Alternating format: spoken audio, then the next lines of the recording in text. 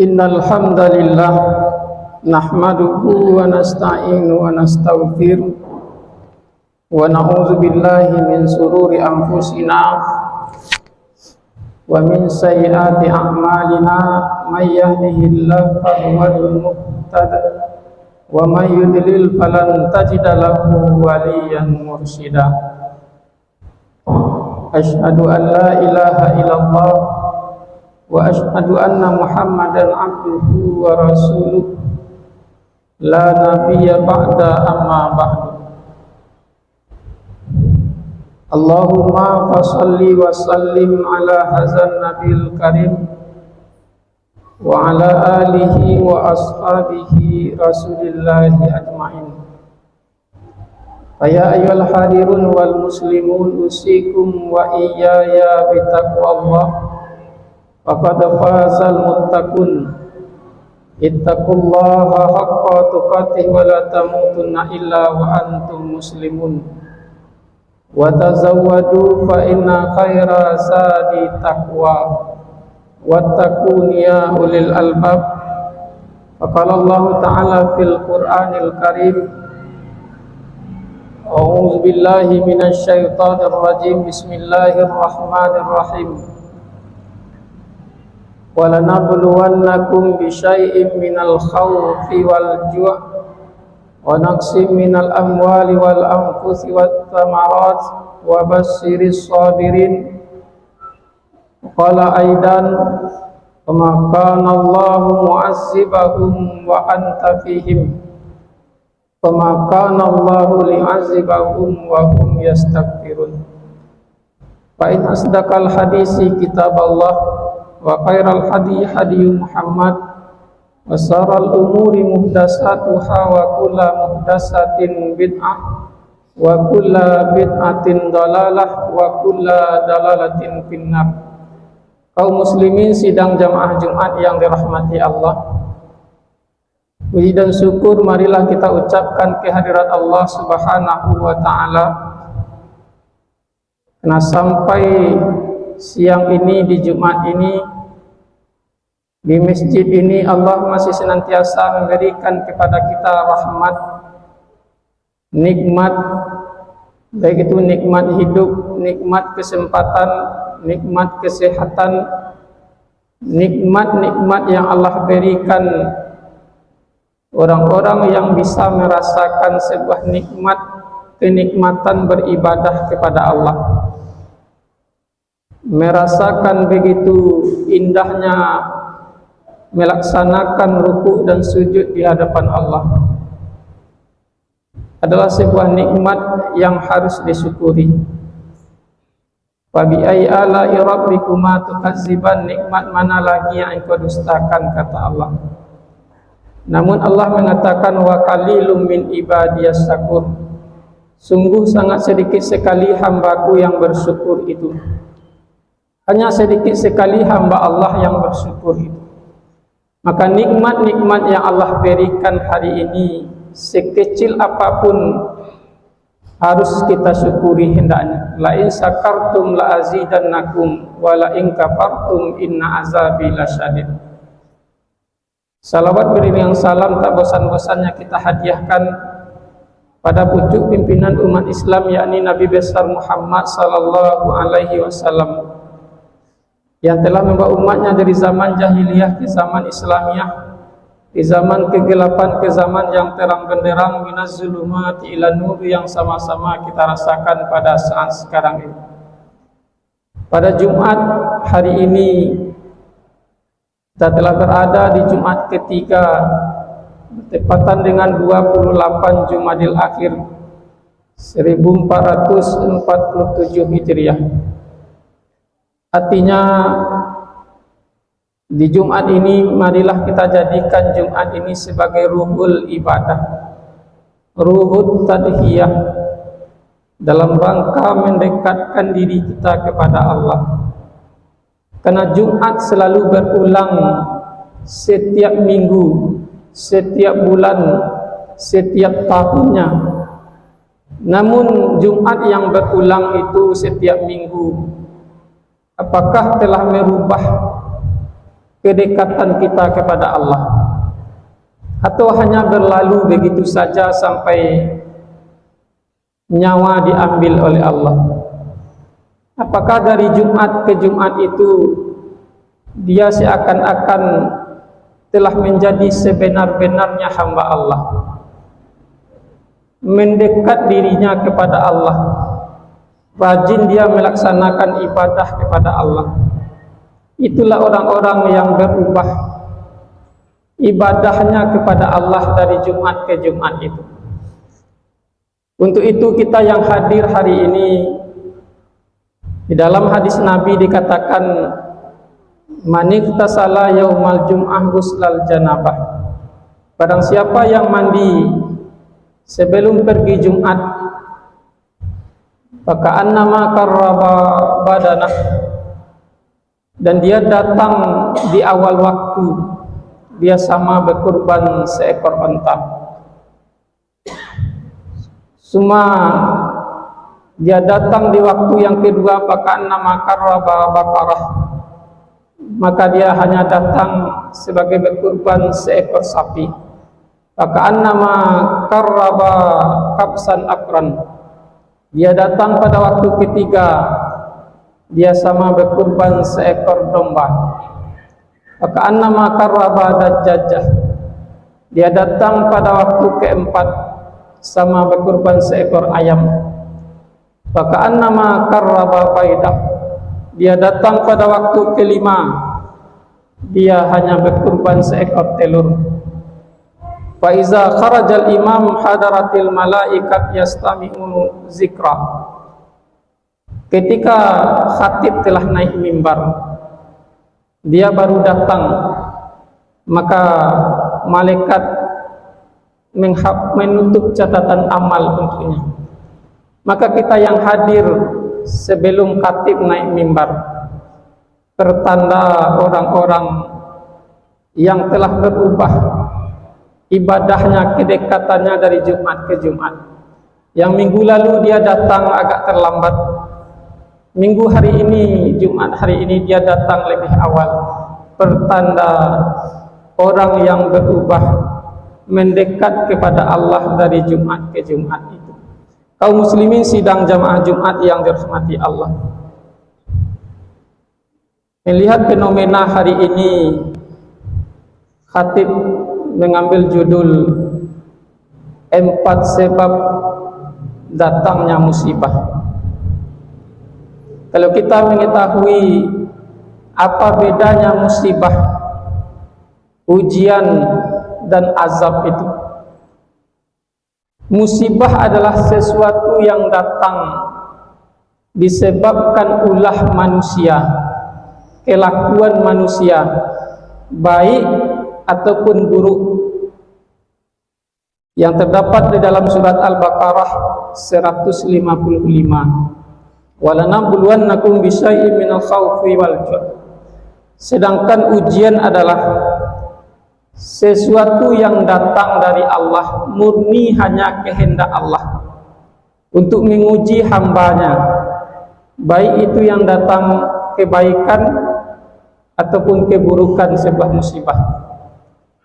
Terdapat di dalam surat Al-Ankabut ayat 2, ahasiban nasi ayutraku ayyakulu amanna wa hum la yuftanun. Kemudian sedangkan azab adalah akibat dosa manusia, berupa hukuman Allah, azab Allah kepada orang-orang yang mendurhakai Allah. Terdapat dalam surat Al-Muluk ayat yang ke-6, wallazina kafaru bi rabbihim azabu jahannam wa bi'sal masir. Sedangkan ada orang yang tidak diuji oleh Allah, tidak diberikan cobaan,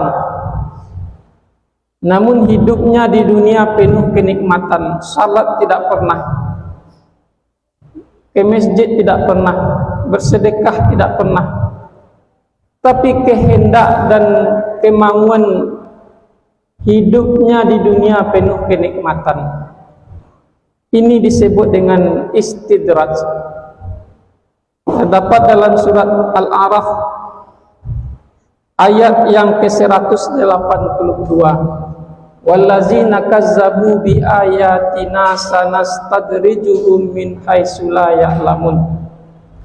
Orang-orang yang mengingkari peringatan Allah, maka Allah akan membiarkannya mengarah kepada kebinasaan, kepada kehancuran, padahal mereka mengetahui. Itulah perbedaan musibah, ujian, azab, dan istidrak. Kaum muslimin sidang jamaah Jumat yang dirahmati Allah, penyebab musibah datang yang pertama adalah karena banyaknya dosa manusia. Melihat hari ini musibah terjadi disebabkan karena dosa manusia.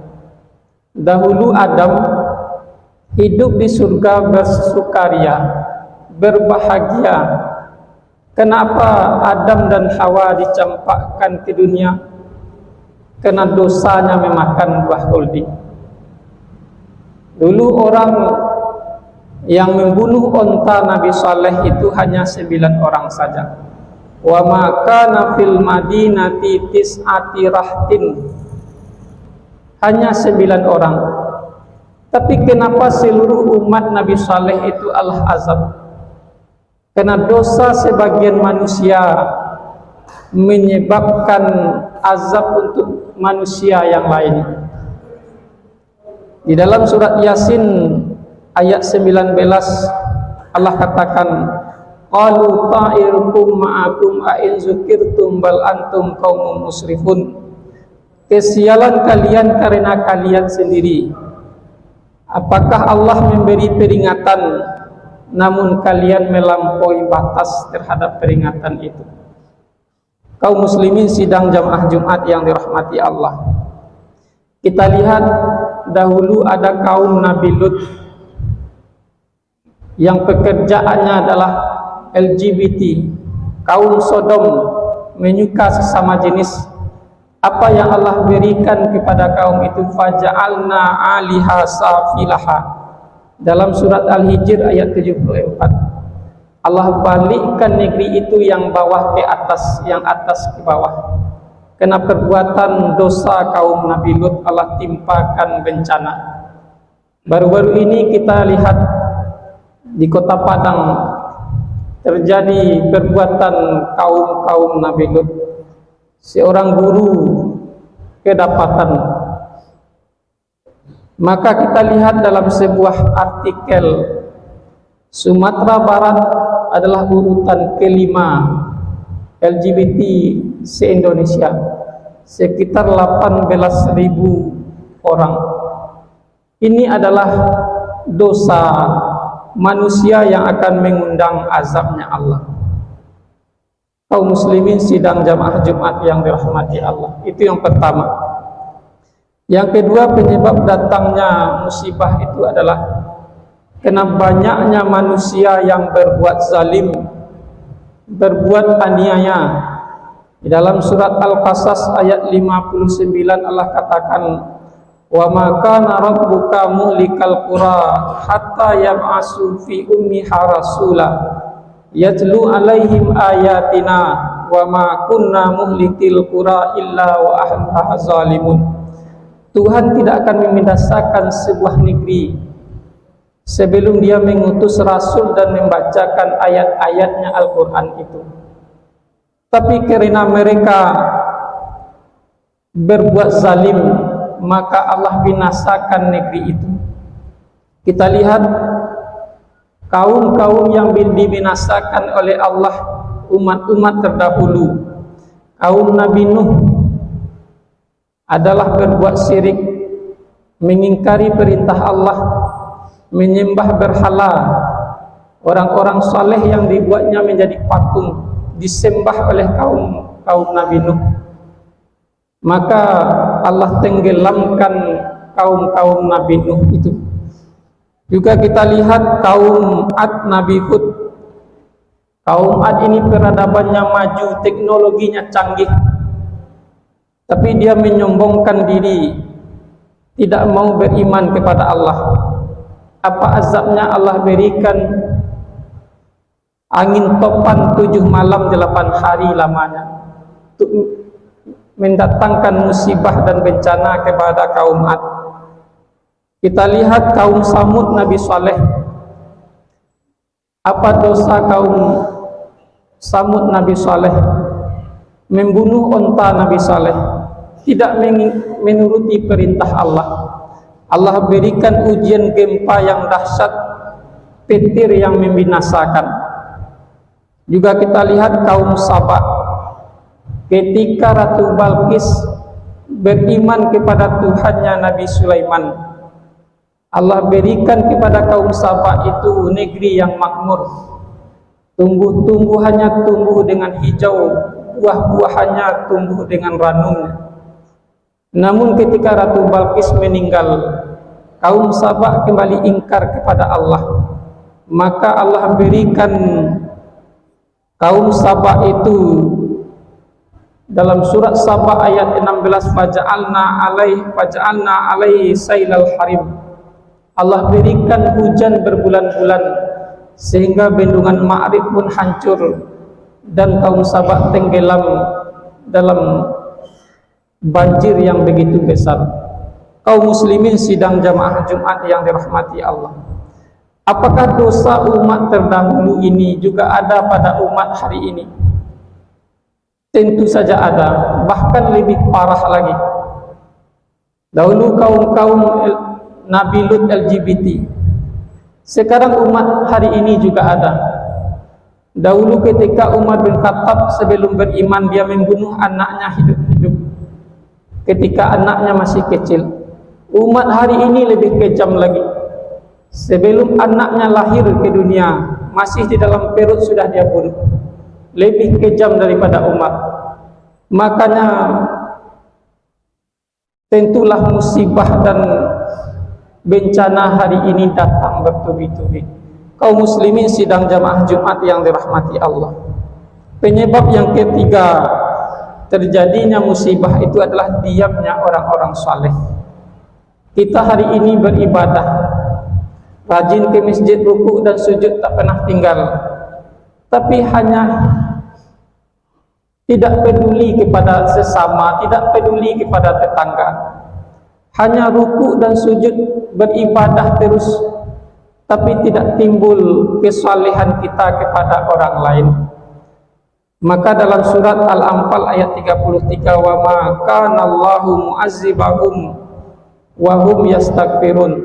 Di dalam surat Hud ayat 117, wa ma kana rabbuka muhlikal qura bizulmin wa ahluha salihun.